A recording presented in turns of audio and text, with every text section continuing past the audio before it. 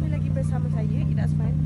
Happy sikit hari ni sebab customer saya yang di belakang ni baru dapat kunci di rumah Butani Jasin.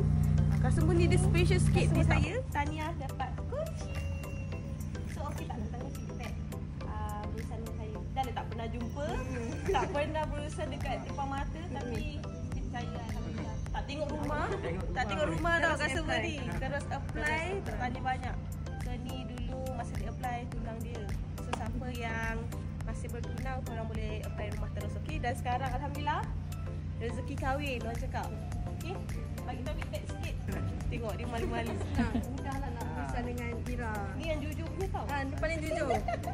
Masa tu plan nak cari rumah, Taufik terus contact Ira. Betul. Terus Tunang dia pun bagi kepercayaan kat saya. Nasib baik okey. minta dokumen apa semua terus proceed. Sampai sebelum kot. Kan jantung pun susah juga kan sebenarnya kan. Tapi alhamdulillah okey lah. Ni pun rumah dah habis jual dah. Okey. Terima kasih sangat dekat ni lah Ira. Okey. Baik.